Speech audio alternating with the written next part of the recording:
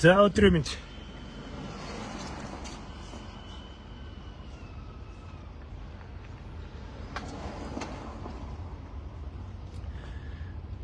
За тэгээ 8 сар гарлаа та.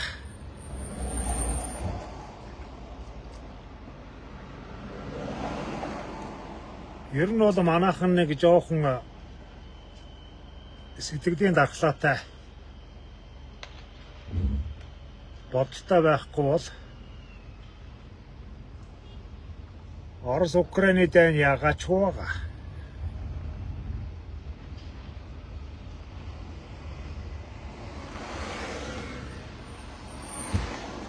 Энэ Трампын юу харахаар Трампын шийдвэрүүд ингээ харахаар дэлхийн хямралыг хүчээр авчираад байгаа юм шиг харагдаад байна.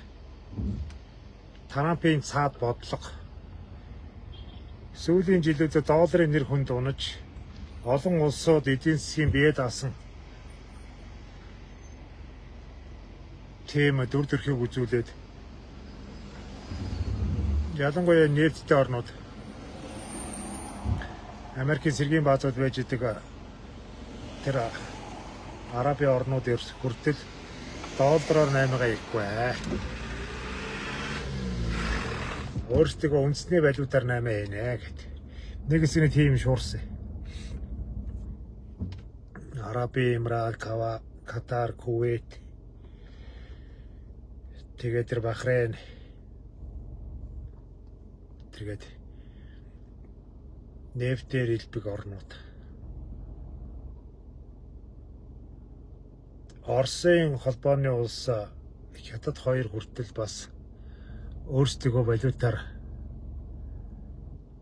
арилжаа 8-гаа хийнэ. Одоо долларын ноёрхлыг эцэс болгоно.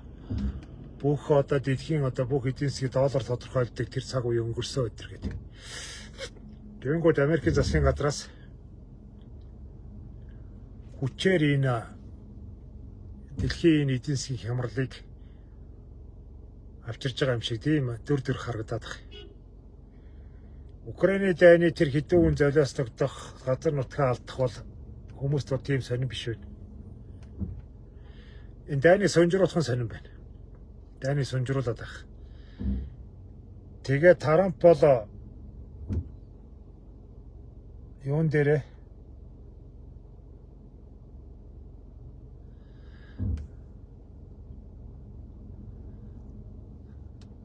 нэг Трамп болоод хичнээн нүртэй нэг нүрдэн дээр болох дээр Украиныг шүүмжлээд барайл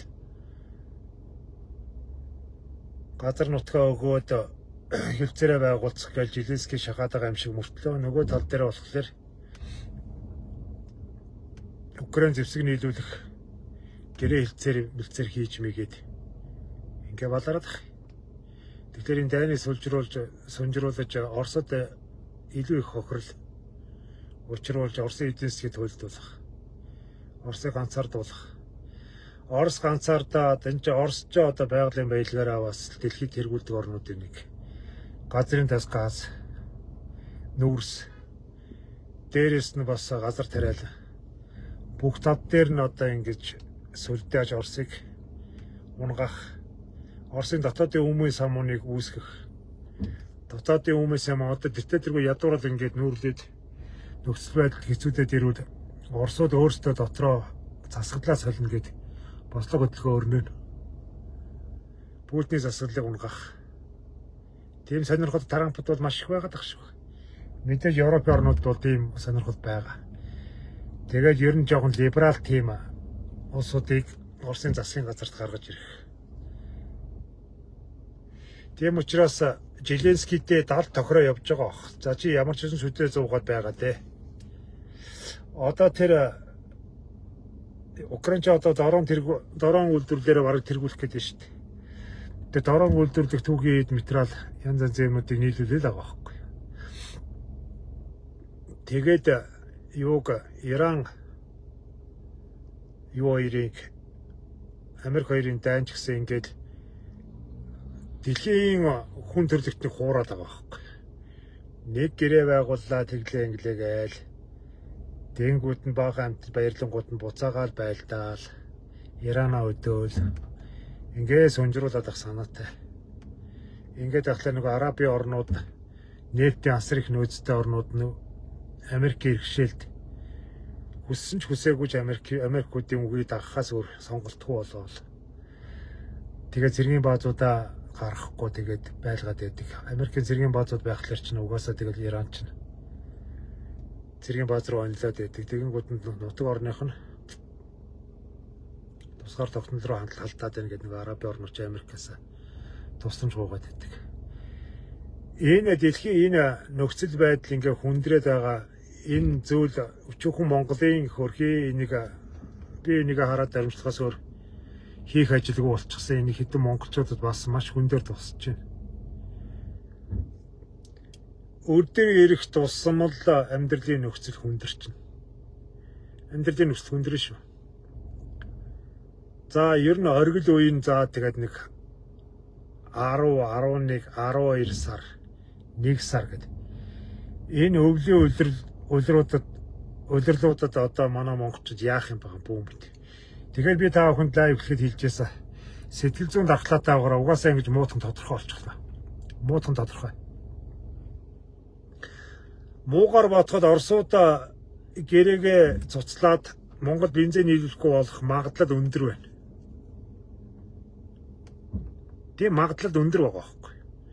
Яг л Оросууд нь өөрсдөө нутаг орондоо бензиний хомсдол үүсчихсэн, асар олон нефтийн үйлдвэрүүдийг бөмбөгдөө арччихсан. Тэднээсийг нөхөн сэргээхэд доотлон 6 сар тэнэс цаашгаа гэж байгаа байхгүй. Доотлон 6 сар. Тэр чинь тийм хурдан яачдаг юм байна л да. Хурдан засчдаг зүйл биш л юм байна л да. Тэгэхээр монголчууд бензингүү тэг зогсож магадгүй ийм нөхцөл байдал үүсээд байна. За тэгээ Казахстанаас, Солонгосоос, Хятадаас эдэргээд шатхуу авъя гэдэг ийм хүсэл тавьж байгаа л гэж. Солонгос нь өөрөө яадаг. Солонгос нь өөрөө Ормозын булангаар нефтэ татдаг.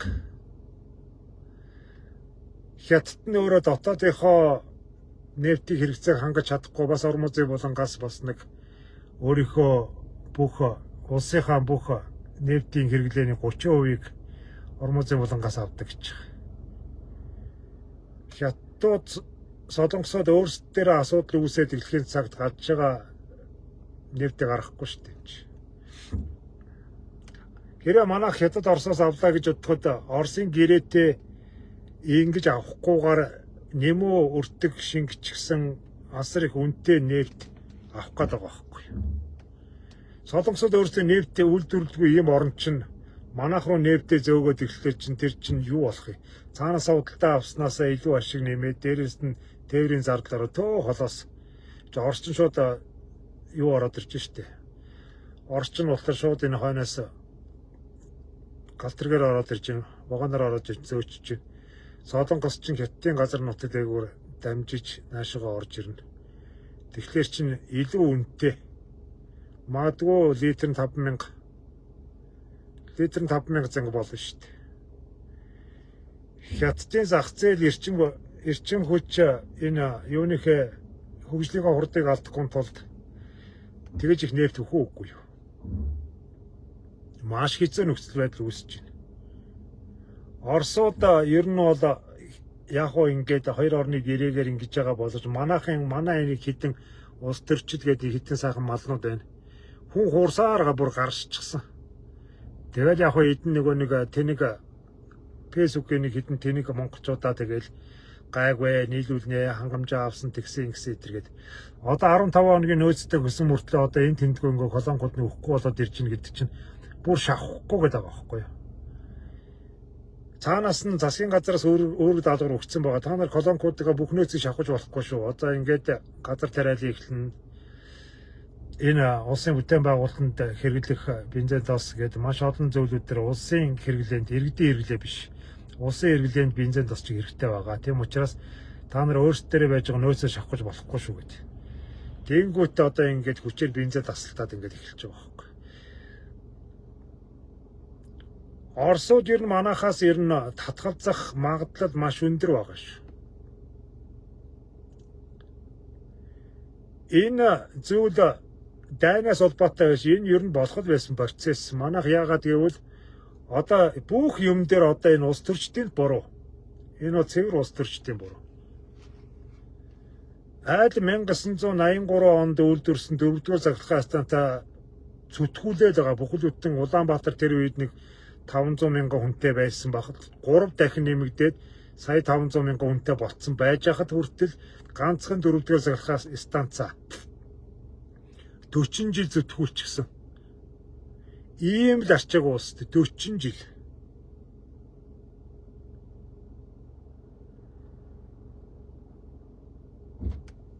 Айд очир утгаан үеэс л газрын тос гараад ирж хахад хятад руу түүхийгээр нь зөөгөөл өөртөө Оросоос бензин гуйлагчдаа 36 жил явцсан. Ийм л аимшигтай тэнэг усууд шүү дээ. Чаддаг юм нь хүн хурах, худлаа хэрэлдэх. Монголчуудын ерөөсөө ингэж нөхцөл байдгийг харахаар ерөөсөө чаддаг юм л нэг хүнтэй хэрэлдэх, бие биенийг хуурах. Тийм л юмыг чаддаг. Өөр одоо юу ч чаддаг. Бүх юм дээр хуурм эхлэлүүд нь явагддаг. Өгчээсэн навчнууд. Барилга байгууламж төр зам харгууч төр одоо энэ тавьж байгаа замнууд нь дандаа хуурм эхлэлтүүд залилангууд. Барилга байгууламж нь хүртэл хуурм эхлэлтүүд. Хийж байгаа бүтээн байгуулалтууд нь хүртэл хулхины хулих. Хулхины хулих юм. Бүтээн байгуулалтууд нь иргэдэн нэг хүртэл арчаа байхгүй бие биентэйгээ арцалдаж хэрэлж идэг. Энгийн номхон иргэдэн ядуугуулагчин иргэдний хүртэл бие бинийгээ хулгайц илгээчээр нь яр янхнаар нь дуудаж идэг юм. Энэ орн бүр мөхөл рүүгээ бүр шударчлаа. 70 сая малтай л гэж хуцаал яс нэг хүнд ноогдох малаараа дэлхийд тэргүүлдэг гэл нэг хүнд ноогдох газараараа дэлхийд тэргүүлдэг. Энэ баялгаараа дэлхийд тэргүүлээд идэх. Тэгсэн мөртлөө байхгүй. Ямар ч баялгийн өгөөч жоохгүй малын өгөөч ч байхгүй. Газрын дээрх баялгийн ч өгөөжгүй, газрын доорх баялгийн ч өгөөжгүй. Гэхдээ энэ чинь саатар хятад сууж байгаа юм биш, монголчууд сууж байгаа шүү дээ. Монголчуудаа өгөөжгүй ийм л алдрын. Тэгэхээр энэ миний мөн фэйсбүүкийн мөн хитэн найзууд хөрхий миний үгийг хаяа сонсч идэг. Та бүхэн сэтгэлээ хаттай байгаарэ. Ер нь дампуурын ирмэгт ирчихлээ шүү. Юмны үн хямдарна гэдэг ойлголт ер нь байхгүй боллоо. Ер нь байхгүй боллоо. Шууд бензинээс хамааралтай. Ийм эдийн засаг шүү дээ манайх. Бензин бол одоо байгаагаас ахаад хямдарна гэж байхгүй. Одоо тэгээд нөгөө нэг евро 92-оо заагаад эхэлсэн. За тэр нь тэгээд ахаад инфляц хөргөднө. Дээрээс нь улсын төсөв нь хоосронгуудаа ард иргэдийнхэн бүх татваруудыг нэмсэн. Ядуурл дээр нь татврын нэмэхлээр цаана юу үлддэг? Дампуур л үлддэг байхгүй. Бүх татвар, бүх шатны татваруудаа нэмсэн. Зам, харгуй, машин, тэрэг. За тэгээд энэ тог цаглагаан, дулаан, цэвэр бохир бүгдийг нэмээ хийсэн. Яагаад гэвэл улсынхан сан хоосорцсон. Үхэж байгаа юм шиг найр наадам хийгээд өчнөө тэр бумаар нь зартсан.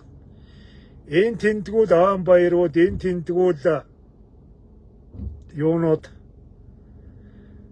тахилгууд, овоо тахилгууд сүргээрээ мянгаараа бензин тосоо шатаагаал тавьдаг. Очоод нэг уулын аманд, уулын орой дээр очоод баахан хадаг яндар ламнар суулгаж байгаад нэг хадаг яндар барай сууцгаадаг.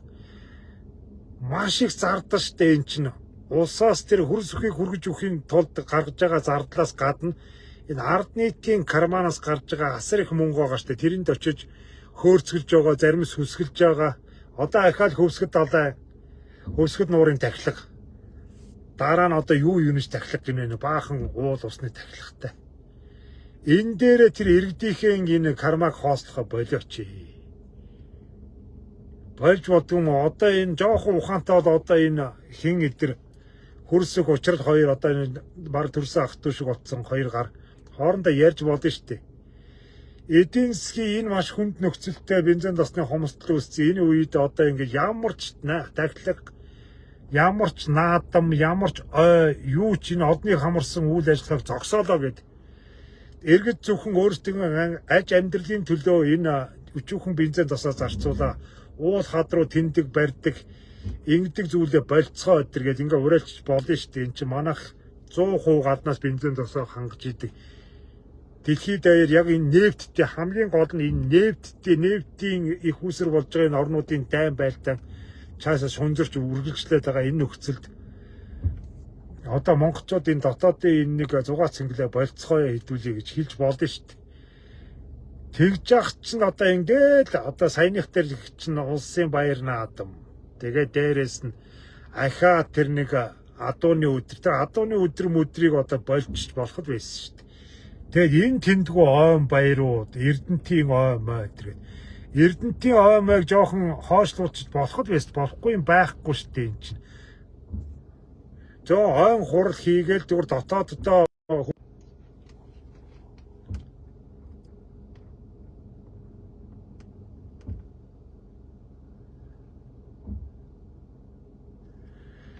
сайн уцны дуудлага орж ирээд асалж байна. Тэгээ одоо ингээд улсын сургуулаа барихгүй энэ хувийн компаниудад тархиа мэдүүлчихсэн энэ Улаанбаатарын бүх ашигтай талбайг хувийн компаниудад өгсөн. Нөгөөдүүд нь орон сууцны бизнесийн орон сууцныхаа барилгуудыг бариад дотор нь өөрсдөө хувийн сургууль өндөр төлбөртэй хувийн сургуулиуд барьчихсан. Улсын сургууль барих хөрөнгөч байхгүй газарч байхгүй. Инх хамгаалангийн ярианд гисэн чи одоо төр хувийн хөвчлэр одоо энэ хувийн сургуулиудад хотхнуудын хувийн сургуулиудад бага ангийн хүүхдүүдийг суулгана гэж байгаа. Тэнгүүтээ улсаас нь тэр хувийн сургуулиудынх нь алдагдлыг төлнө гэж байгаа. Тэгээ одоо жишээлбэл жилийн нэг 10 сая төгрөгийн зүгээр дунджаар жилийн нэг 10 сая төгрөгийн бага сургууль байлаа гэж бодох чинь за нэг 7 саяын улс төлөөд улс гэж байхгүй шүү дээ. Энд чинь татвар төлөгчтэй мөнгө. Бидвээс нөгөө зам харгуугаа тавих. Нөгөө станцаа барих. Нөгөө нэг амьдралаа сайжруулах, цалин мөнгөө өгөх төр татвар төлөгчтэй мөнгийг хувийн сургуулиуд өгөх гээд ингээ яригдж байгаа байхгүй. Гэхдээ одоо ийм дампуу юм гэж байх уу? Улс нь боловсролынхаа асуудлыг шийдэж чадахгүй хувийн компаниудад хижээдэг татвар төлөгчтэй мөнгөөр хувийн компаниудыг хижээдэг ийм тогтолцоор орж байгаа байхгүй. Тэнгүүд нь үлдсэн одоо нэг 10 саяын юу байлаа чинь нэг 7 саяын улс төлөөд татвар төлөгчтэй мөнгөөр төлөөд цаатлын үлдсэн 3 саяын иргэд өөрсдөө төлнө гэж байгаа. Тэгээ цаатлын хувийн сургуулиуд ямар ч алдагдaltaгүйгээр үйл ажиллагаагаа явуулна. Тэнгүүд нь одоо энэ нийгмийн энэ их муухан нуглаагаар хөлжиж байж байгаа ус зөндөө байхгүй. Одоо энэ бүх орон нутгаараа ингээд улс гүрнээрээ хямарсан байж байгаад зүгээр одоо энэ улс төрчдийн карманы нэг хэдэн улсууд бол ямар ч алдагдaltaгүйгээр өөрсдөө алдагдтыг давтар төлөгчдийн мөнгөөр төлнө гэдэргээд одоо ингэ сууж байгаа байхгүй. Гэхдээ одоо ийм тогтолцоо гэж одоо юу гэж хэлэх вэ? Дөнгөж урталт нь байж байгаа хятад улс боловсролыг зарахгүй, анхан дунд боловсролыг зарахгүй. Тийм учраас бүх хувийн сургуулиудад татан болгож өн төлбөргүй болгоно гэд Ши Жинпин дөнгөж сая мэдээлэл оруулаад одоо энэ шинэ хичээлийн жилээс хятад улс хувийн сургуульгүй болно гэдэг ийм юм ярьсан байж байгаад манай хувийн сургуулаа татвар төлөгчдийн мөнгөөр санхүүжүүлээд ардын хүүхдүүдийг хувийн сургуульд тодорхой төлбөртэйгээр оруулна. Өөртөө сургуулаач барьж чадахгүй боловсруулаач дэмжиж чадахгүй ингээд хогоороо иргэцсэн байгаа. Юмн дээр ингээ бүр эдгээр улсыг удирдах чадахгүй шүү дээ. Улсыг явуулж чадахгүй. Эдгээр чадамж алгагүй шүү дээ. Боловсон хүчин чалга. Одоо Монгол Ардын намыг одоо олон жил харлаа. Эдгээр ч ерөөсөө сэрэг толгойтой ухаантай хүн алга. Энэ усыг яаж удирдах вэ? Яаж чиглүүлэх вэ гэдгийг ойлгохгүй болчих. Юугаач мэдхэ болцсон. Махны мөнгө маха зөвхөн одоо энэ монголчуудын энэ өнөө эртний өргөн эргэлээ болсон махаач барьж чадахгүй болчихсон шүү дээ. Хитэн ченжүүдээ ч ихсэн бага зурж чадахгүй болсон. Хитгэн ченжийн гарт улс орн хямраа сууж нэгдлээ чи одоо инээдтэй байгаа зү энэ ч да. Энэ шиг инээдтэй юм хаж хаа авах вэ?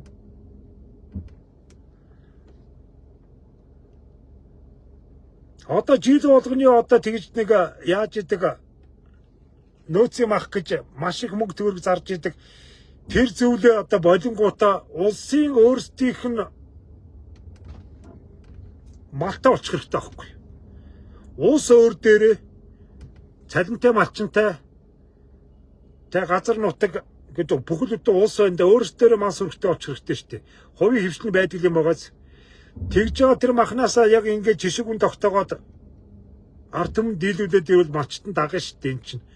Ченжүүд гэдэг юм үгүй болгоод адагдаа болохгүй бол одоо тэгэх хэрэгтэй шүү дээ. Тэгэхгүй ингээд зах зээлийн зарчим эдэр гэж яриад тахлаар энэ худлаа үнийг хөөрөлдөл энэ шулаачид шунд хөтлөгцөн усад ямар нэгэн зарчмаар явахгүй шүү дээ.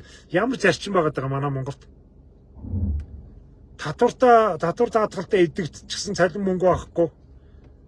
Үлэн зэлмүүийн монголчууд чинь ямар гээч чинь бараа эргэлж явагдаад ямар гээч чинь ховор зах зээлийн зарчим гэдэг бол ховор үнэтэй тийм зүйл дээр л үнийн өсөлт харагдана шүү дээ. Энд чинь элбэг байгаа тохиолдолд үнэн бууж идэг ийм зарчим байгаа шүү дээ. Бензин тос шатхуунтай адилханаар тэгж яваад адагдаад махан дээр одоо ийм олон хэдэн сая малтай байж энэ чинь ховор зүйл үү? Энэ чинь Монгол улсад байхгүй байгаа зүйл үү? Энэ чинь манднаас их юм байхгүй шүү дээ. Бэлчээрийн нөөц мөс нь барагдчихсан. Одоо энэ Софитер гэдэг энэ цөлжилттэй тэмцэх энэ дэлхийн энэ том фестивал хурал чинь яах гэж Монгол болох гээд байгаа юм. Монгол ч одоо энэ дэлхийн олон орнуудтай яг адилханаар цөлжилт уугдж байгаа маш байгаль экологийн үед маш хүндэрчсэн ийм орны тоонд орцсон явж байгаа шүү дээ. Цөлжилтийн гол буруут нь юу юм? Уул уурхай юу? Үгүй. Уучлаарай, уул уурхай биш. Энэ утга учиргүй мал, ялангуяа энэ ямааны тоо. Энэ бэлчээрийн талхлалт. Монгол улсын уул уурхай юуг авахд бол 10% дэш өрөхгүй. Дээдийн сая 500 мянган хавтгаа 400 км-д уул уурхай явуулж байгаа тэр бүгдийг нийлүүлээд эвдсэн барьсан тэр буснуусан газар нутгийг бүгдийг нийлүүлээд 10% дэш өрөхгүй. 10% дээр л цаатлын бүхлүүдийн 90% бол ерөөсөө мал аж ахуйн талхлалт. Үний буруу үйл ажиллагаа тэр малчтын тэр хязгааргүй хэмжээгүй тэр өнжөөлгүй ингэж бэлчээрийг сүйтгэж байгаа энэ байдал. Энэ дураараа давхилж байгаа энэ шороон замууд нэгдсэн зам байхгүй. Дураараа ингэж байгаа хизээж буцаж ургадаг нөхдөггүй энэ шороон замууд. Ийм л зөвлөд байгаа. Гангач сүүлийн жилүүд гайгүй байна. Ерөөсөө одоо ингэж тэр ургамалчин өөрөө нөхөн дэлж сэхэл авч чадахгүйгээр ингэж идэд талхилуулж байгаа. Малын хөл. Ийм элбэг мах байж ах чинь махныхаа үнийг тогтоож чадахгүй байх гэдэг бол одоо хогчнээ л ихээс одоо өөр яах вэ? Хохно гэж бүгдээрээ ташраараа унцгаанда. Иймэрхүү янзаар удаад явал монголчууд тэгээд нөгөө дахиад нохоргоо орхосоор аргагүй болсон шүү дээ. Манайх ч орж шүү дээ. Дахиад нохоргоо орхосоор аргагүй.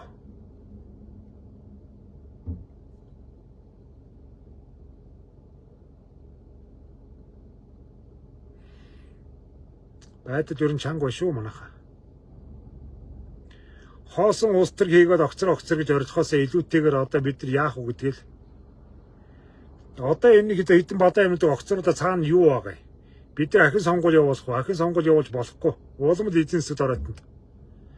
Монгол орн нэрээ ингэж нэг жоохон ухаантай хүн байдаггүй юм байна. Ер нь ард түмнэр тэнэг юм байна. Энэ ажаад тахт. Хичнээн ч удаа улс төр хийв, хичнээн засгийн газар солигдов. Хичнээн яам тамгын сайд дарга нар солигдов. Энэ дотор нэг жоохон ингэж нэг адван нэг юмыг багцлаад ирээдүгөө олж хараад ингээд эртнээсээ хөдөлждөг нэг ингээд улс төрч алга. Энэ тэмдгэл моцикл морь мал унсан том пистол байгуулсан тэгсэн ингэсэн онгорсон баярхсан тийм л улс төрчид байна. Тэгээд уул улс янз янзын дагсан лам руу очиж суулгасан наан хоосон мөргсөн барьсан нэг 80 улс судал байна. Энэ ард түмэн ингээд ягуухнаар ингээд тэр үхлийн зам руугаа явж байгаа, мөхлийн зам руугаа явж байгааг олж харахгүй. Бүр ягуухнаар ингээд доошлол байгаа байхгүй. Маш харамсалтай л ийм цагийг үзсэн гэдэг.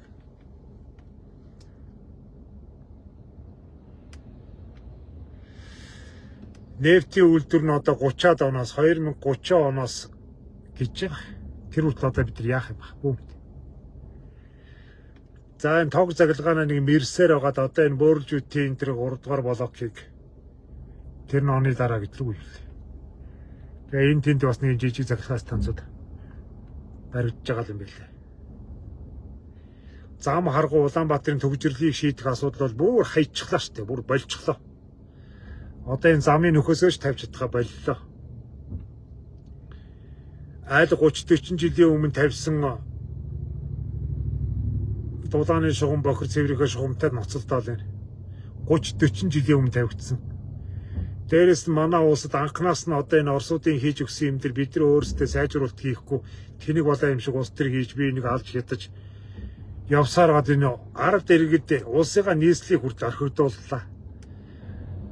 Энд чи одоо ингээд энэ газар доогуур хот гэдэг зүйлийг эхнээс нь авахгүй л төлөвлөөд Оросоо төлөвлөөгүй махад бид нар өөрсдөө төлөвлөөд явах хэрэгтэй.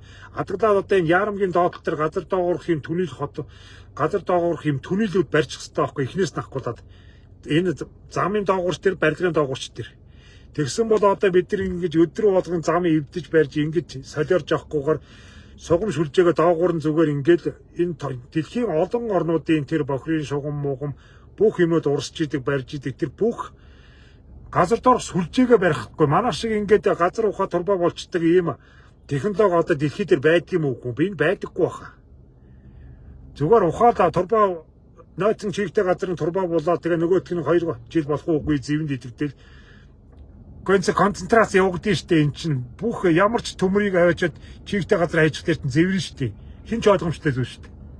Тэгээд ундны усан ч бохирдоод нөгөөх нь ч гэсэн зэвэнд идэж цоорол дахин ухаад ингээд юм булаад байдаг.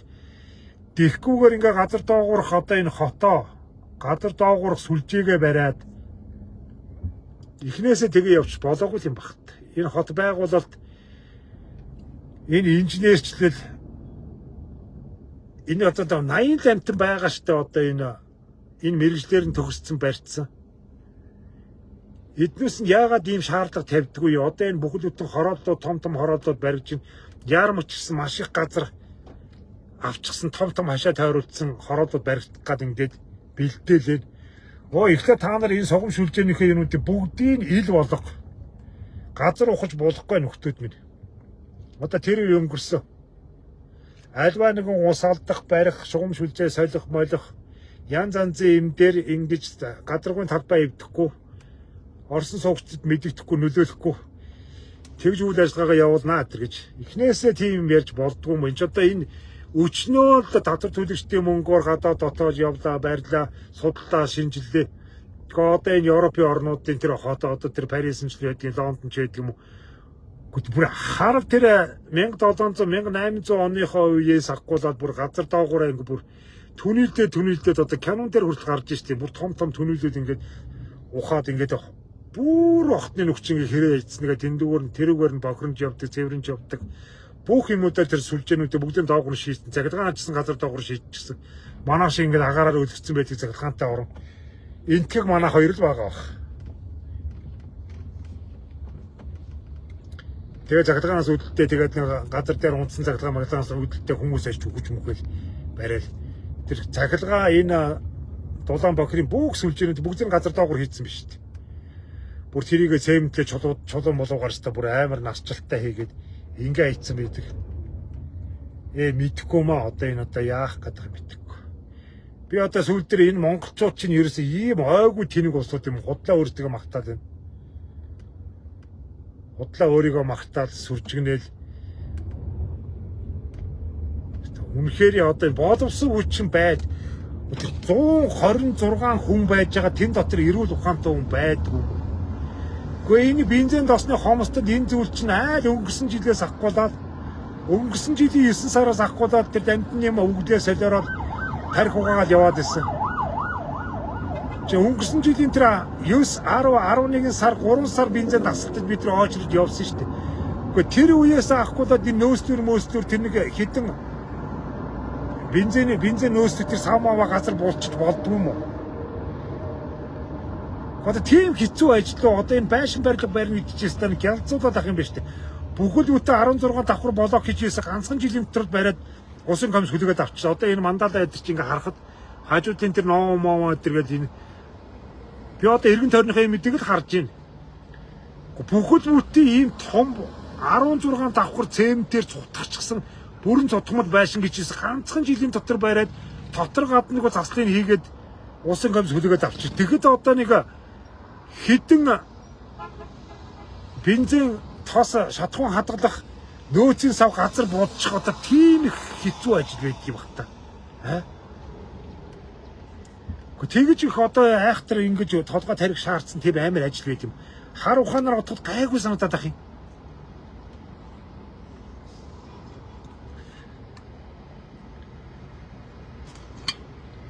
Тэр нэг том дугуй газар суурилсан тэр том төмрийн юунуудыг чинь торонд барьчмаар санагдах юм. Угаасаа одоо Украинд явагдаад ирээд Орос Украин хоёр сунжирхаа шинжтэй байна гэдгийг хин ч ойлгомжтой зүйл байсан шүү дээ. 3-4 жил сунжирцсан. Ер нь хідүүлээ цаашдаа өөрсдөө ч гэсэн дотоодоосоо үйлдвэрлэх бизнесээс ч гэсэн нөөцлийн сав хэрэгтэй. Монголчуудын сайлаа гэх сав байдаг шиг. Одоо тэгээд нөөцөө сайн бүрдүүлээд явсан бол наадмаа та нар 600 цэнгээд ийшчээ давхгүйд тэгээ бензин шавхаа ажиллаа гэж солиороо сууж байгаа оронд тэгсэн мөртлөө ингээд улсаасаа тэр наадмаа өөртөө зохион байгуулад ээжиж улс нь өөртөө санхүүжилтөөгөө татваржуулалтын мөнгөний 6 цэнгээс зарцуулаад тэгэхээр нөгөө нэг тэнэг мулгуу монголчууд нь аваач гэдэг наадам руу давхгаад морь малтай моциклтай юутай этгээд давхуулдаад тэгээ бензиний хомстой үүсгээд эргээд өөртөө хуцаад өөртөө наадмаа зохиож иж одоо тэр хөвсгөл даалайн тахилга гэдэг тэр хөвсгөл даалаа тахиж яах гээд байгаа юм. Тэнд очиж бас нэг баахан хүмүүсийн бааш шээсийг аваад яах гээд байгаа юм. Тэр даалаагаа цэвэрсэн сайн уу сайн? Сайн байж тээ. Тэгээд даалаа малааныхаа яроод унцсан юм цэвэрсэн. За болоо. Төрийн тахилгатай болов хуулийн батлаа гар хэсгээ зурдаад хамгаатарлаа болоо. Заавал тэнд нэг баахан амтны шавуудаад тэр эргээр нь баахан машины мөрөөр талхлуулаад бензин тосны ховор үйдгээл ахаад өгүүлэг дуулдаг болоод гэж хүүхдийн хичээл сургууль эхлэх жах чинь. Ахаад ингэж ах юм. Би урдны тайв дээр ярьдээс одоо Монгол улсыг хорлох гэдэг юм яах гэдэг.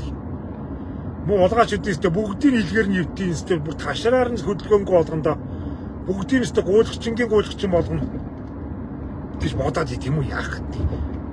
Нөгөө нэг үзий ядад байдаг хятадуудын бодлогыг хэрэгжүүлээд байдаг юм уу? Тэднээс даалгавар авцсан хэдэн ус сууж идэв юм уу? Яа тийм. Монголын нэг илгээр нь хэвдүүлчихээ. Тэгвэл одоо энэ малтай юутай газар нуттай юутэй эдэн төвдтэй адилхнаар өөрсдөө захиргаанд авчия гэж. За нэг нэг үсрэрлээ нэг 10 жилийн дотор монголчуудын игнэндээ нэгтгэе гэдэг ийм даалгавартай ажиллаад идэв юм уу? Жийлэр их тутмал ингээд бүр хог дээр өсрээд идэг. Бүр хогоор эргэл. Одоо ямар санд би баярлалаа сууч. Гүн бензин тосны элбэг дээр нэг улс орныхоо бас нэг энэ тэнт газруудаар нэг 7-8 жил зугаалцсан. Тэр үчим сайхан байжээс ямар сумын колонтер дагуудаач бензин дүүргөл өгдөг тийм сайхан үед явжтэй. Одоо тэр үеж үлгэр домог болжтэй гэж. Одоо юу сумын төв дээр очиход ямар ч аймаг дээр явж бензин байхгүй. Бүр аймаг дээр очиход бензин байхгүй юу сум. Одоо энэ дотоодын аялал жуулчлал гэдэг энэ зүйл мод гэсэн конис фильм боллоо. Энэ ч гэсэн уралтанд орлоо.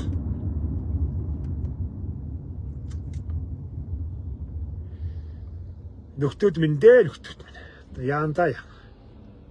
Энэ дүүжин тээвэр нь одоо зүтгүүлснийг энэ хурдан дуусчаас.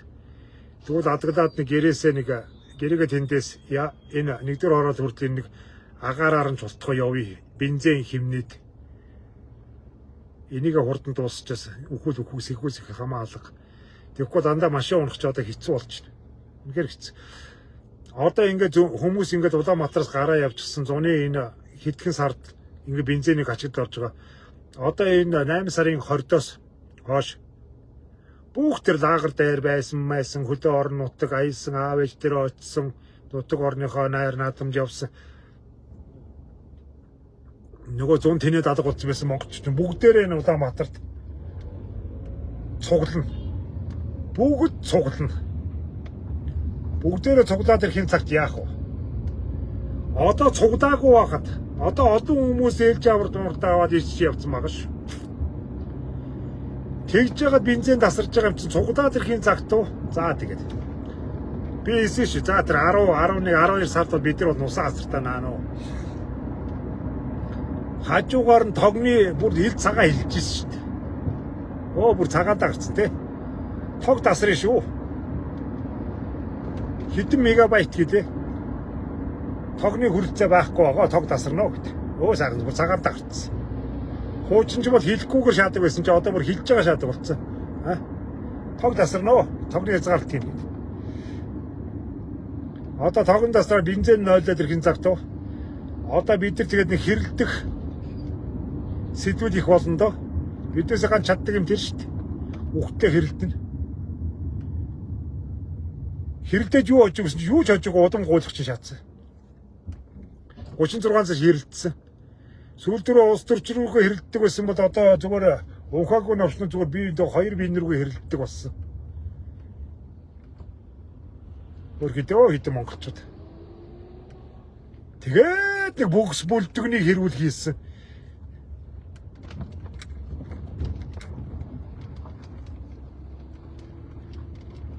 Аригтар завхаарлаараа монголчууд дэлхийд нэг номер шүү.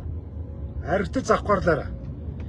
Тэгсэн байж нэг амтэн үний нэг бокс бүлдгний ямиг бокс боорны асуудыг сонсонгуудаа бүр чочиж ирээл гайхаад бишрээл уцааш дээ. Хүчээс үрнөч.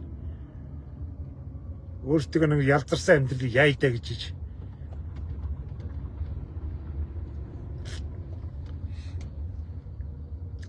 Яанда яа.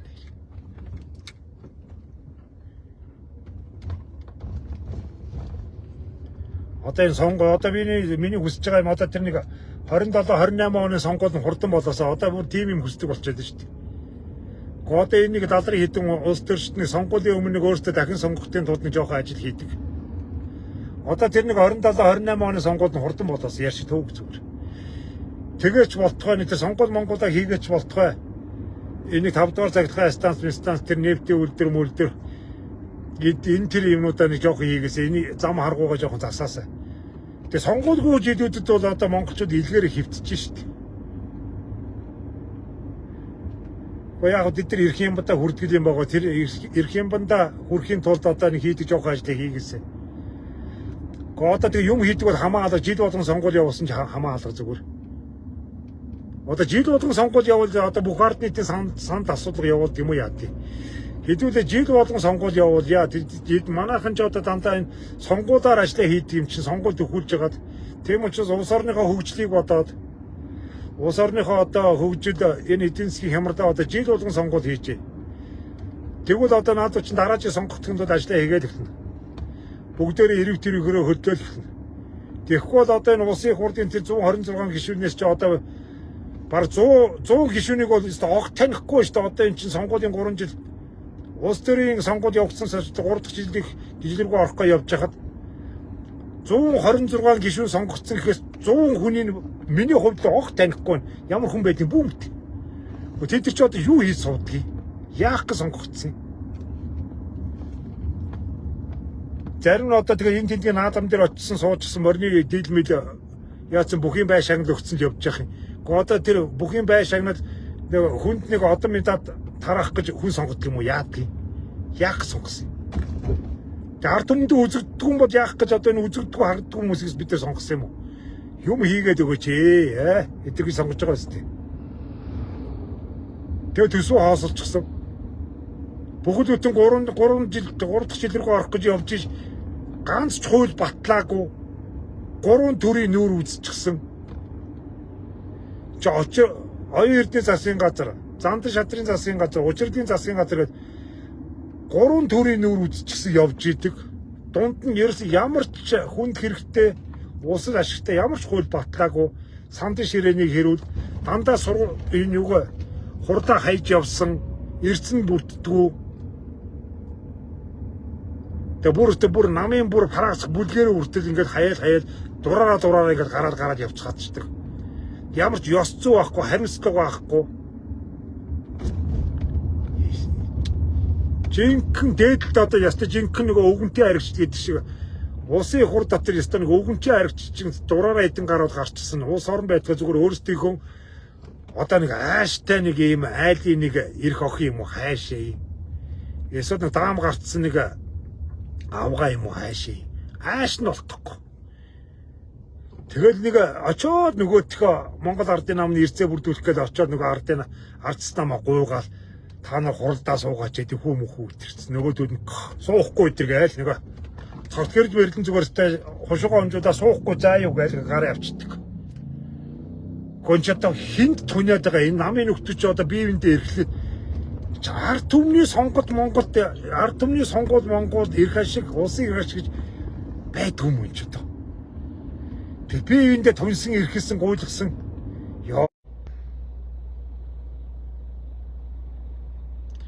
амьдрал ийм л байна дөө. Утасны дуудлага орж ирж байна дөө. Одоо та нар хараарай. Одоо ингээл инфляци өснө гэдэг чинь зүгээр нэг ингээд нэг мах гурлын үн өсөд байдаг гэж бодож юм. Тийм байхгүй. Одоо эмийн төрлийн бүтээгдэхүүнүүд, энэ эмнэлгийн үйлчилгээнүүд бүгд өссөн. Одоо энэ хагалгаа одоо урьдчилсан үздэг онштой одоо нэг онш тавьчин 50,000 гэдэг хэлсэн шүү дээ. Тэгвэл хүний өвчнөө хэлээд өгöd. Бүх юм өснө одоо тэр нүүр ам буддаг барьдаг үсчин хумс хуруу яста шааж өгөндөө одоо яста бүгдээрээ өснө. Эднээсийн бурууч биш одоо махаа үнтэй аваад бензиносоо үнтэй аваад ирэхин цаг эдэр ч гэсэн өөрсдөө хэрэглээг хангахын тулд бүгд өнөө өсгөн.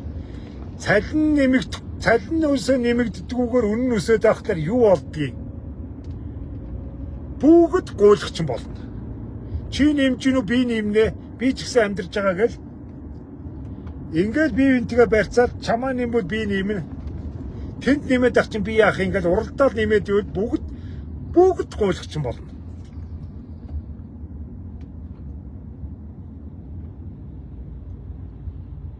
Инфляц гэдэг зүйл чинь ингэж хүмүүсийг алдаг байхгүй юу?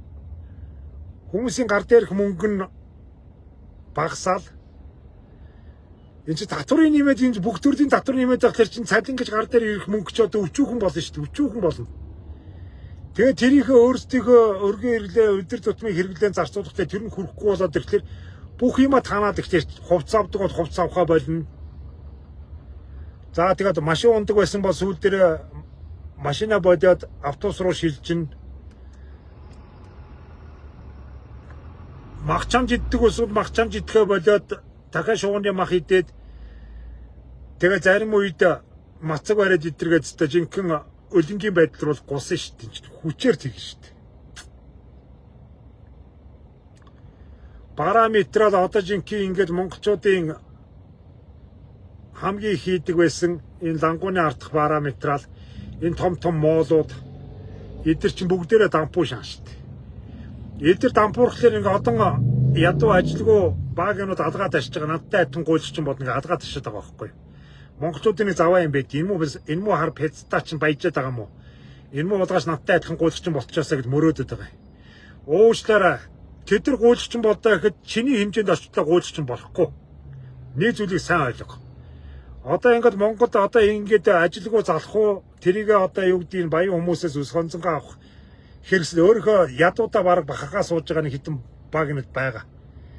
Та нарт гэж хэлэхэд энэ татвар төдөж байгаа энэ аж ахуй нэгжүүд дампуурхын хэрээр чиний амьдрал бүр хог нэгээрээ иргэн. Эдгэр чинь чиний халамжийн чинь тэр хүүхдийн зуугийн чинь тэр хүнсний толооны чинь энэ улс орны энэ цагдгаан, энэ дулаан, энэ бүх юмнуудыг чинь явуулж идэг энэ татварыг чинь чиний хүүхдэд хичээл заадаг багшийн чинь цалин чиний өгч байгаа бие чинь эмчилж идэг, эмчнэрийн цалин төсвийг чинь бүрдүүлж идэг.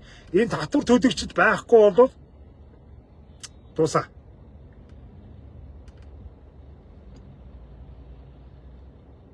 Бүгд дуусна. Олон тэнэг монголчуудын дотор юу явдгаа гэхэл бүгдээрээ ядуу болчих гэсэн бодол явдгийн шүү. Танаас зөв шууд хэлчих. Яг бол би энэ нийгмийн янз янзын давхаргын ийм усуудтай харьцдаг, ажилдаг хүмүүсийн санаа оноог бол маш сайн мэднэ.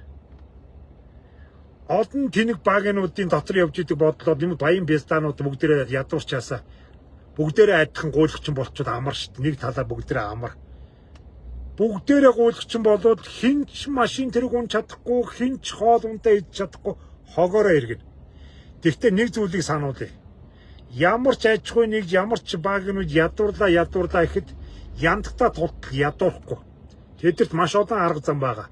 Адагдаа гачаагаар авчина. Өөр олон амьдралын тактикуд байж байгаа.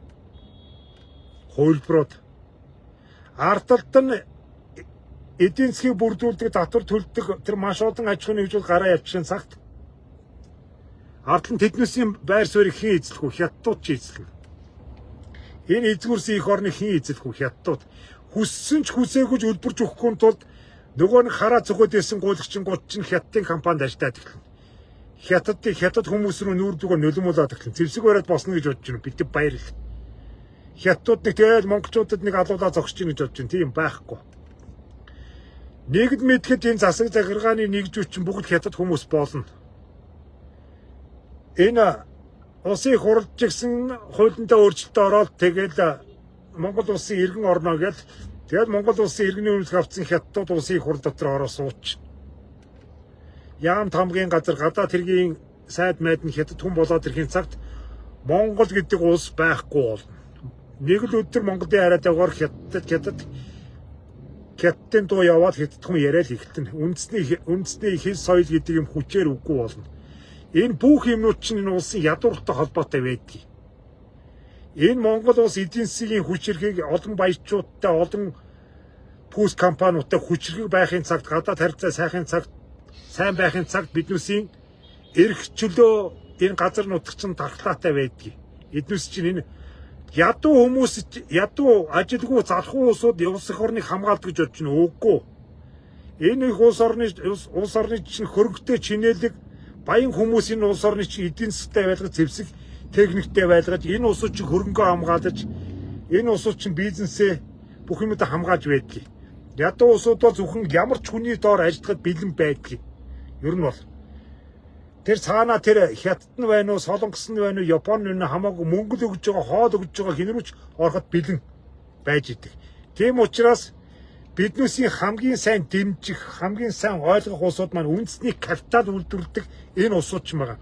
Үндэсний капитал үйлдвэрлэдэг. Үндэсний хөрөнгөтөнгүүд гэсэн үг. Бид нар үндэснийхээ хөрөнгөтөнгүүдийг дэмжиж, үндэснийхээ үйлдвэрлэлийг дэмжиж ингэж л явахгүй бол бүгд даяараа гуйлчин болоод бид нар нэг өдөр л хятадын шээс угаагаа зогсож байгаа. Хятадуудын бааш хийсэн ч ордон дотор шээс угаагаад өөр амьдрахаас өөр аргагүй болно. Бүх малыг чинь хятадууд худалдаад авчина. Хүчээр худалдаад авчина.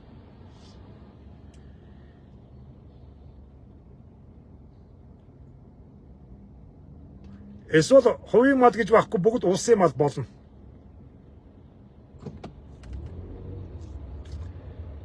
Монгол шиг энэ цөөхөн орыг хүсэн баас нэг 3 сая хүнтэй. Залхиж юу ах вэ? Пи шорт тэрбум хүнтэй агуу орн чинь. Тийм учраас биднэрт эв нэгдэл хэрэгтэй. Бидэнд эв нэгдэл хэрэгтэй. Дээрээс нь бид нар улс төрөө шахах хэрэгтэй. Улс төртэй шаардлага тавих хэрэгтэй. Бид нар бие биендээ шаардлага тавьж илдэг долоо тэнийг юм урсгаж байгаа бид нар яг энэ биднээс төлөө ажиллана гэдэг. Улсын төлөө ажиллана гэдээ гараад ирсэн улс төрчтэй шахах хэрэгтэй. Хамгийн гол юм юу? Бид нар үндэсний капитал, үндэсний энэ хөрөнгөтөнгүүд, үндэсний баялаг бүтээгчтэй бид нар ойлгож эднээсгээ дэмжих хэрэгтэй. Монголд нэг аимшигтай юм байна. бид нар өөрөөсөө жоохон илүү мөнгөтэй, төгрөгтэй, ажилтай, төрөлтэй тийм хүмүүсд үзий ядчихдаг. Энэ хамгийн аимшигтай бодол. Тэгээ би түрүү хэлдэн шүү дээ, бүгдээрээ ядуу болох хүсэлтэй гэж. Бидний жоохон илүү өнгөтэй, жоохон илүү мөнгөтэй, жоохон өөрөөс нь илүү хувцсунаар машин тэрэг унтсан хүнийг үзий яддаг. Үхэж байгаа юм шиг үзий яддаг. Иймэрхүү хандлага бол тэгэл өстэй. Зүгээр Өмнөд Африкийн бүгд найрамдах улс шиг болно шүү. Өмнөд Африкийн бүгд найрамдах улс гэдэг гайхамшигтай улс байсан. Африк ТV-ийн ёстой диваачн байсан. Яагаад вэ? Африкчууд өөрсдөө супер болцсон юм ерөөсөө биш. Английн колон байсан. Английн колон байсан учраас Өмнөд Африкийн бүгд найрамдах улс дээр анхнаасаа Европчууд маш ихээр ирж суурилсан. Европчууд цэгцтэй, бодлоготой тийм бодлого хэрэгжүүлсний үндсэн дээр Өмнөд Африк бол Африк төвд байхааргүй өндөр хөгжтэй Европын Йоханнесбург гэдэргээд амар гоё хот болсон. Бүх юмуд нь өстой. Үнэхээр энэ чинь Европт яваад байна уу, Африкт яваад байна уу гэмээр юм ангаймаар. Боловсрол нь хүртэл Европын жишгт очсон. Айгүй өндөр боловсрол олгодог. Европчуудаас нь хүртэл өөрсдөө очиж тэр өмнөс Африкийн бүгд найрамдах улс дээр очиж ихтэй сургуулиуд нь ордог. Тийм гайхамшигтай орн байсан. Гэтэл тэнд юу болсон? Яг манайхан шиг хитэн халтрууд нь даам гараад сүүл дээрээ тэр нь бүр газар авсаар хагаад муу юм газар авахтай хурдан байдаг байхгүй. Тэгээд одоо нэг бүх европчуудаас биднээс мүлж чинь барьж чинь тэрж чинь гэж бүх европчуудаа хөөж гаргасан. Үзий ятсан гудамжинд нь. Тэгээд яста өөртөө биеэ дагаад хөгжнөө барьна тэгнэ ингэнэ бид нар шатнаа гэдэг хүссэн. Дараа нь хүчирхийлэл, аллаг, хядлаг, арьс өнгөөр ялбарлан гадуурхах, ажиргүйдэл, ядуур нүүрлсэн. Хог нэгээр европчуудын бүтээн байгуулаад өгсөн тэр сайхан хотод байгаа. Тэгтээ хогоороо иргэсэн. Гудамжинд нь зүгээр одоо ингээд нэг хэртэй халтрууд ингээд гіврээд ингээд зогсож идэг болсон. Би нэгэ л өөрдөөд хар тамхи зараад. Яг энэ Монголын дүр төрх байхгүй юу? Монголчууд ч гэсэн одоо үндэсний энэ капитал үйлдвэрлэж байгаа энэ үндэсний баячууд элдв толгой юмудаа бүр хөөгөөд гаргахын хүслэн байгаа. Зайлаачаа тэгээчээ ингэж гэл. Гэхдээ эдгээр гараа явчихна уу хамаагүй. Амархан гараа явчихна. Тэг чи мөнгөтэй төрхтэй хаанч ч зэн баашна аваад амьдрчин. Тэгэд ийм ингээд ажил хийгээд ингээд яагаад сурцсан улсуудыг гадаад ямар ч фүүс компани өөрсдөө өрөөд ажиллуулчихна. Эцэг гэр бүлэрээ сайхан жаргалтай амьдрчин. Эцэст хэн хохирох юм? Бид нар л хохирно. Одоо оюун толгой одоо эдэн канадуудыг хөөе мөө идэргээл байгаа. Оюун толгой гараад яваад монголчууд яах юм?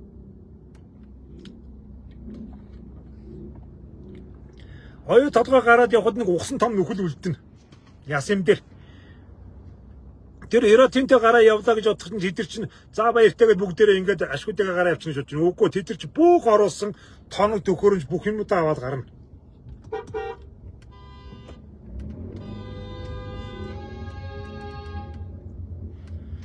Бүх тоног төхөөрөмж элдв толгой юмудаа аваад гарна. Дээрээс нь өөрсдөө үйл ажиллагааны хохирол мохирол баахан юмнуудыг Монгол улсаас нэхэмжиж гараа явчихна. Бид нар ахаа тэр өндөр технологийн тоног төхөөрөмжтэй гаднаас оруулж ирэх үү? Яг шүү дээ. Яг оруулж ирээч. Дөрөвдүгээр цахилгаан станцын хідэн турбаг сольж чадахгүй байгаа ийм лалрууд чинь яг тэр том оюун толгой мэтийн дэлхийн хэмжээний тэр том олборлолтыг бид нар хийж чадах уу? Харагдаач. Дахин хэлье. Зүгээр нэг мөө 80-аад оны үеийн хуучин технологитой хуучирдсан, хоцрогдсон ийм үйлдвэрээс энэ бас игээ шинжилж чадахгүй байж байгаа энэ лалрын орон оюун толгой мэтийн ийм том цар хүрээтэй ингэж ийм том үйлдвэрийг ажиллуулна гэж бодож байна. Ястаа хошног байлгүй. Хэдэн багнууд очсон ястаа нэг эднээс юм уу гадаадын шулаачтай хөөж гаргаад тгий инги. Бид нар гэрээ контрактаас багаар сайжруулсаар гал Монгол ашигтай болгох тэр талынхаа эмийг л хийн. Хөөж гаргана гэсэн ойлголт байхгүй. Оюун толгой гараад явахын цаг дахид Монгол хөрөнгө оруулалт ирэхгүй. Орж ирэхгүй. Монголчууд өөрсдөө хөрөнгө үйлдвэрлэдэг. Бид нар юмаа зөөжиж амьдэрдэг. Гадаадаас хөрөнгө оруулалт орж ирэхгүй байгаа тохиолдолд Монгол орн яадаг вэ? Ядуугийн ядуу 21-р зууныхаа хон модныхаа хажууд бөөсөө түүгээ сууж идэг. Яг тэр лүгөө шилжин. Автоматар шилжин. Ядуу орноос юу зүхтаадаг вэ? Боловсролтой сэгээдэнгөө зүхтаадаг. Яг Куб шиг, яг Венесуэл шиг.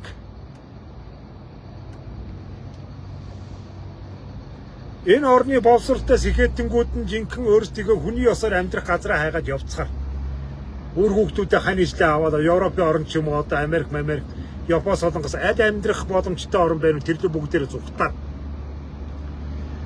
Суурин дээр нь хин үлдэх үү? Нөгөө нэг сүлсөө өрчүүдээ бяздаа дуудсан, арх гударсан, хямдхан спирт гударсан хитэн гуйлгчингууд л үлдэн хоорондоо бие нэг алж чадсан. Тэнд хүний осны харьцааж байхгүй, хүний амьдралыг мөрөөдөлж байхгүй. Яг тийм болно. Тэгээ бие үнэлэлтэнд явагдаад тэгээд нэг дамбраараа эргэсэн. Тиймд улс бол нөгөө эцэг өвгдийн үлдээсэн газар шороо энэ тэрийг мэдчих утгаа алдан. Нилээ жоохон ингээд нэг нүдийн гялтаалгахаар нэг ганц 2 сая доллар амлсан гадны хүмүүс ороод ирэхээр маргаашийн шарыг тайлахын тулд маргаашийн шаардлагыг тайлахын тулд газар нутгаа зараад ирнэ. Тэрийг гэрээ ягуулаад гар үсгээ зурчихна. За тэгсэн чи яах вэ? Тэгээд нэг шарн тайлагдаад нэг архи авгаал тэгээд ирэхдээ буцаага газраа аавна гэдэг тэгэнгүүт нь олон улсын шүүх цаад улсууд нь газраа хамгаалаад зэрэг оруулаад ирнэ. Нөгөө худалдаад авсан гадаадын үн чинь өөрийнхөө өмчийг хамгаалаад зэрэг оруулаад улс руугаа хөсөл тавиад зэрэг оруулж ирээд тэгээ сүүл дээр газраа зарсан сүүл дээр эзэн төрөмгөл болоод сүүл дээр энэ Украины араас орно. Би зүгээр процессын зүгээр ингээд харцсан юм шиг зүгээр хэлчихье.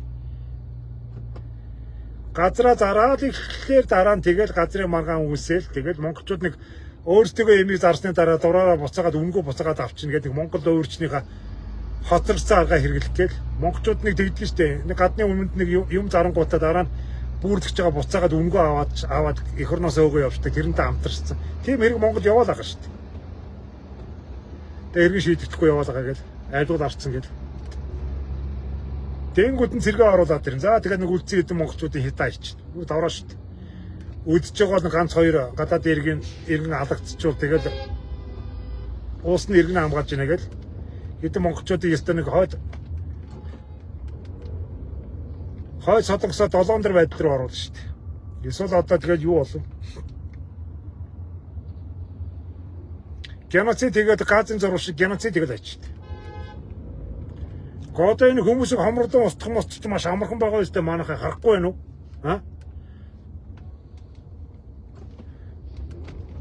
Бүгд өтөө одоо тэр газрын зурвалт байсан 2 сая хүнийг газар нутгаас нь хөөгөөд 2 сая шүү дээ. Тэр хэдхэн сарын дотор юу болов харав уу? 2 сая энэ хэдхэн сарын дотор 2 сая хүнийг газар нутгаас нь өгөөд хэдэн зуун мянган хүнийг хятаа ичсэн. Ямар ч босоо барилга байхгүйгээр бөмбөгдөө ичсэн бүр. Юу ч бөмбөгдөө ичсэн. Хүчрэг орнууд чинь тийм шүү дээ. Манай Улаанбаатарыг ерөөсөө нэг 14 хоног бөмбөгдөхөд нь Улаанбаатар босоо барилга үлдэхгүй шүү. Бүгд няад болно. Тэгээд бүгдийн газар нутгаас нь хөөгөөд алаад ирэхлээр чинь бүгдээрээ аргагүй ихэн зугтаагаад явцгаана. Хятад ирэхлээр ястаны тувааруу нөгөө нэг хараагаал зүгээдсэн Казахстан руугаа нөгөө казах хүн биш эдэргээ солиороод ясаа одоо эцсийн нөгөө ганц аврал казахууд болно. Нөгөө нэг хараагаад байсан хятад руугаа орё гэхлээр хятадууд нь манай игнэнд ор тэгвэл танаа дөрвчтэй хүлээж аавна гээл. Манай республик бол тэгвэл дөрвчтийг нь орнууллаа. Хэрвээ манай талд манай колон болохгүй бол манай улсын хилээ хаана гэж хятад зэрэгүүд буутаа зогсож чинь орж чадахгүй. Оросууд нь тийм юм байхгүй. Ах トゥ угийн найрамд л өнгөрсөө. Өөрсдөө дотоод хэрэгцээг яая гэж байна. Монголоос хүн авч чадахгүй гэт. Пад. Хөөрхий хатан тавьчихсан халууны зулцах хөөрхий юу гэдэг шиг. Би яагаад ингэ муу ярдаад байгаа юм шиг энийг яриад байна. Биднэрт одоо төрийн том бодлого эв нэгдэл бүх юм хэрэгтэй байна. Наад би энийг бястагаар дуудсан наад энэ юмудаа одооноос болцгоо. Монгол хүнээ хайрлаа. Ямар ч муу монгол хүн байсан ч гэсэн гадаадын хүнээс дээр шүү. Энд чинь элэг нэгтэй үндэс нэгтэй юм уусууд. Бид ийм нэгдэлтэй байж энэ улс орноо яаж өөдөн татах вэ? Яаж энэ хямралын ард гарах вэ? Тийм юмнуудаа бодё. Хувь хичээгээд махныгаа үнийг нэмээд өгд новчнууд минь удахгүй чи өөрөө удаараа иргэн ш. Тэрийг л яриад байна. ойлгуулчих юмсан гээл. Амьхандаа нэг жоохон ч ойлгуулчихсан гээл. Ярьж ир хэрэгтэй ч юм уу ч юм. Би юу л да ерөнхийдөө энэ үеиг үед монголчуудын ийм нэгдэл, энэ сайхан сэтгэл, энэ улс орны хөгжил зэтгэлэлт, энэ хүн чанарын тухай ярьж ид үеийн үед. Би нэг улс төржил янз янзын хүмүүсийг хараад зүгтгүү. Дарамжиж гутаадгүй.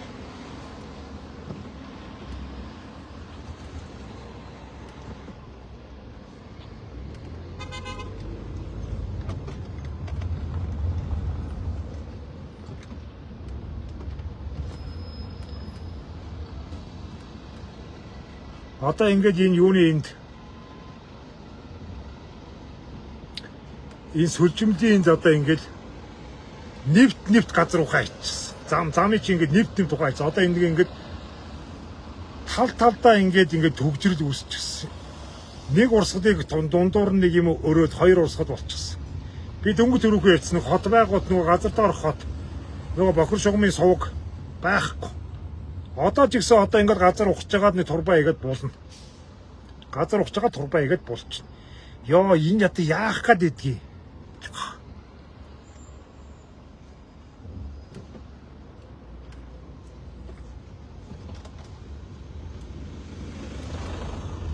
Босоо хүнд орхын дайны шууд цементийн нэг түнэл хийч болдгүй бах та. Нэг дээшээ хаашаашаа нэг 2 м нэг юм түнэл газар доогоор цементийн юм юу хийж болдгүй юм бах та. Тэрүүгээр шугамаа явуулаад тэрүүгээр нь тэр сантехникийн шугамын инженерүүд явуулаад жил болгон хянаш шалгалтаа явуулаад хаан зэв дэгж гин үү тэгж гин үү тэр үйл ажиллагаа газар доор юмаа буулчихлаар чинь бүр усаалдаж хохирд уучрахаас нааш юу ч мэдэхгүй байгаа байхгүй юу. Ус оргилж ирээл одоо манай хоёр үг төлөгдөгтэй яг адилханаар бүр зэвэнд идэгдээ цоордох нь бидэрс ямар ч мэдрэлгүй явж байгаа байхгүй.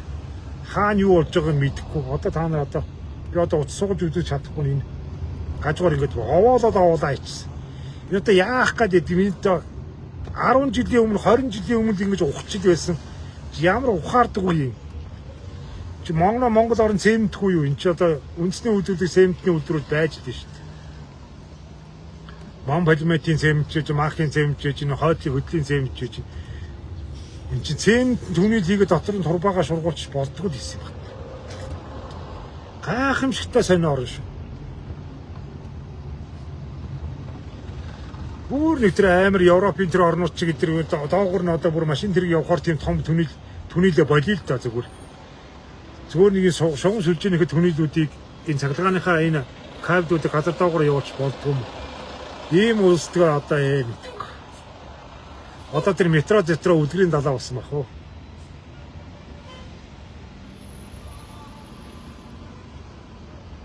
Зүтгүүлж байгаа ч утгаас тэр метрогийн барьчаас тэр метрогийн чинь дагаад маш олон энэ суган сүлжээнүүд чинь дагаад явчихсан шүү дээ. Метрогийн түнэлээр тэгэхгүй бол одоо жил болгоо ингэж ухчих шүү дээ. Жил болгоо нөгөө нэг хідэн тэрбумаа тавьсан замаа хавхалж байна.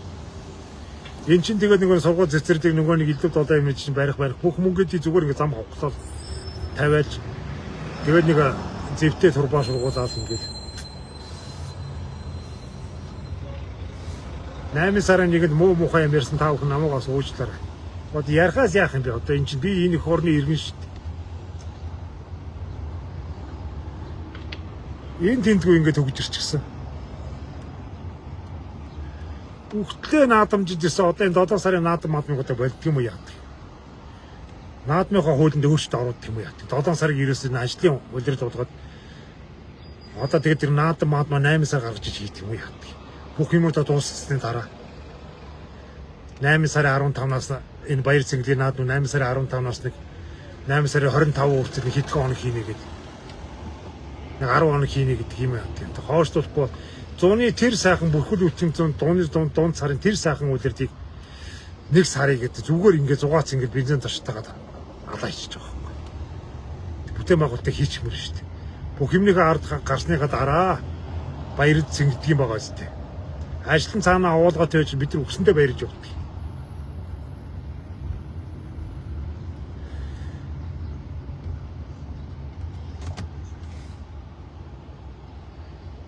Би одоо энэ хавар милио шиг одоо энэ Аргентины удирдагч хэрвээ би одоо энэ Монгол улсын ерөнхий сайд мэдсэн бол өстой солиорох бах уу?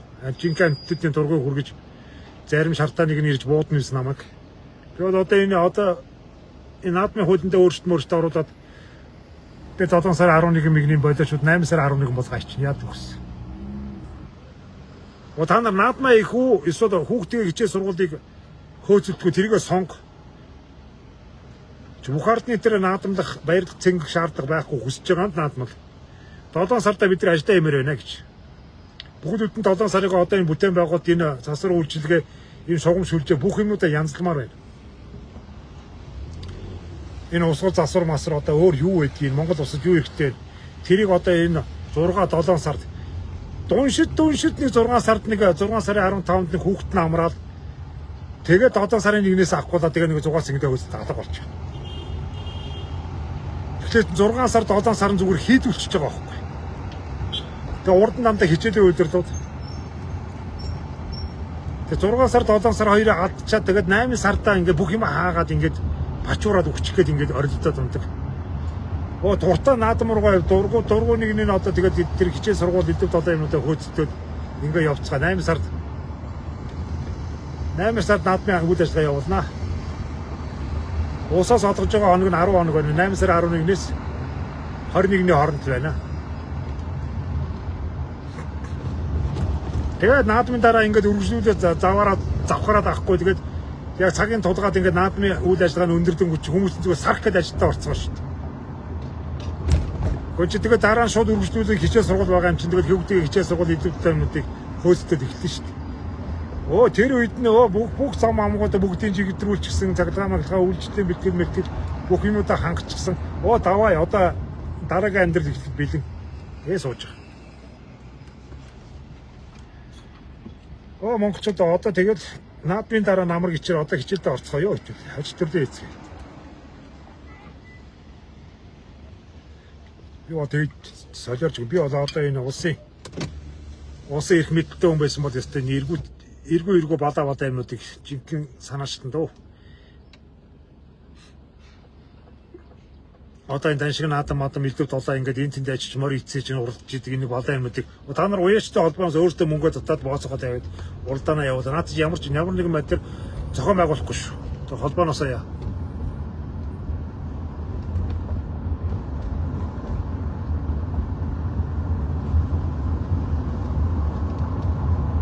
Ямар ч асуудалгүй усын дэвсээ явахгүй бид нар одоо хийх ажил их байна. Устдаа хийх ажил байна. Таамс тэр нэг 2 өдрийн зугаац ингэж зарцуулж мөнгө алгаа. Тэгээ 270 төрөө албаа хаагч магч байдгийг гэсэн. 270 мянга.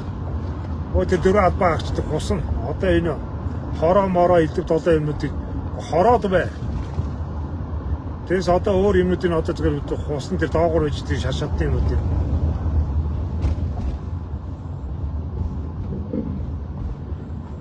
Таамаг зүйчдээ суд ажил алгаа гарч ажиллаа хийцгээ. Бүгдээрээ нэг тэгээд нэг бүгд нэг бадаж өмссөн. Залуучууд нэг костюм өмссөн. Хар залуугаараа ингээд нэг даргын бөөр сууж муцсан. Ажлыгаш та нар гэдэг. Гараа.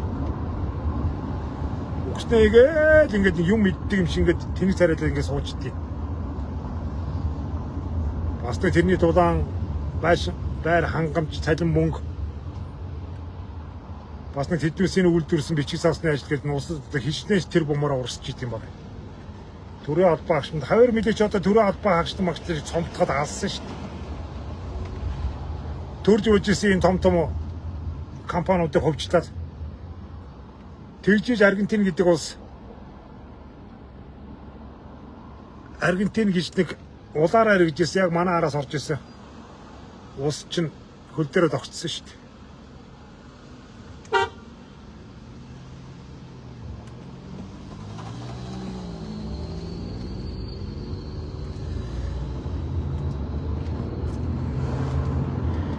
Хавар мэдээгийн шийдвэрийг бол одоо тэгээд Аргентинчууд ч бай ер нь ард түмэн юм ялгаа нэг шийдвэрийг ойлгохгүй шүү дээ. Ухтлаа хараасан шүү дээ. Эхний 2 жил хавар милэгээс та алга орлого хийж мэйгээл хавар милэг гэж эсрэг чинь баах уусаад босоод годомжиндаа жагсаал мэгсаал тэгсэн чинь ингээл 1 жилийн дараагаас эдийн засаг ингээ баг багаар сэргээл 2 дахь жил рүү орсон чинь Аргентин улс инфляц нь унаал, инфляц нь бас 2 оронтой тоо байсан, 1 орн руу ороод тэгэл гадаадын хөрөнгө оруулагч нар чинь төрний өмчөө мэдээд ихлэнгүүт гадаадын хөрөнгө оруулагч нар ирэхгүй байгаа байхгүй юу. Гадаадын хөрөнгө оруулагч нар ерөн төрд итгэдэг байхгүй юу. Төртэй хамтарч ажиллая гэж боддоггүй байхгүй юу. Яагаад гэвэл төр гэдэг зүйл маань хэдэн хүмүүсийн сонгуул байж идэг. Сонгуул солигдох тусам шийдвэрүүд нь өөрчлөгдөж идэг, гэрээ хилцээр нь нурж идэг. Сонгуулийн өнгө үдэмжээр яваад идэг, бизнес докторгүй байгаа. Тийм учраас ямар нэгэн гадаадын хөрөнгө оруулагч нар төрд нь итгэдэг. Тэгээ хувийн хөвшилтэй хүчрэг компаниудтай болоод ирэнгүүт нь гадаадын хөрөнгө оруулагч нар нөгөө компаниудтай гэрээ хилцээр хийгээд тэгээд үйл ажиллагаагаа өргөжүүлээд тэгээд Аргентин улсын сэргэлж явагдаж байгаа байхгүй. Дахин хэлээ төр гэдэг зүйл бол ямар ч найдваргүй зүйлүүд байхгүй. Энэ муу баг энүүд чинь солигддог. Солигдоод одоо жишээл бид нар 3 засгийн өргөжлөө шүү дээ. Засаг солигдох тусам сайдаар нар бүх юмуд нь кабинетын тэрчтэй солигддог. Ямар ч гэрээ хилцээр контракт бүх юмуд чинь бүгдээрээ дагаад ингээд өөрчлөгдөд идэг. Бизнесийн үйл ажиллагаа чинь хамгийн гол юм чи юу юм? Доктортой үйл ажиллагаагаа явуулах байх шүү дээ. Тэгэд ийм орон гарan тэнэг балай юм шиг сошиалаар ингээд бүх шийдвэрүүдээ гаргаж идэг ийм балай төртөө ийм Монгол шиг ийм эргүү улс зөвхөн сошиалын хитэн пестад утасны хитэн тэнэг юмнуудаас болоод бүх одоо улс төр мөрн нурж идэг ийм тэнэг оронд хэн итгэж хөрөнгө оруулалт хийхэд ямар амт итгэх вэ? Тийм л байдгийн байлээ. За. Та хүнтэйгээ балаа юм ярьсаар гал юундаа ирлээ. Ажил дээр нэг юм ирлээ дээ.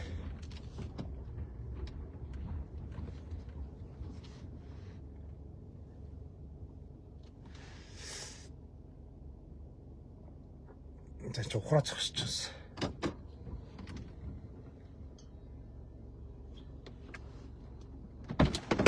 Гарахгүй.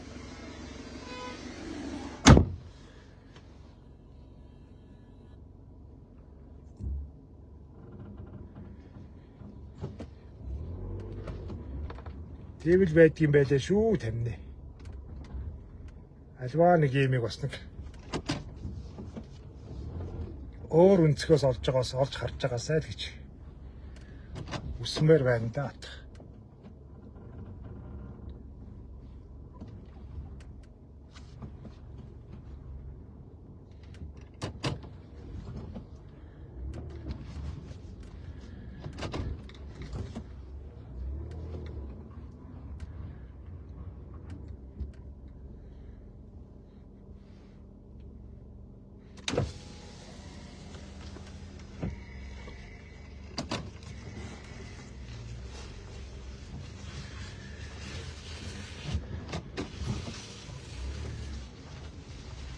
Цамд. Ингээд зогсож байна.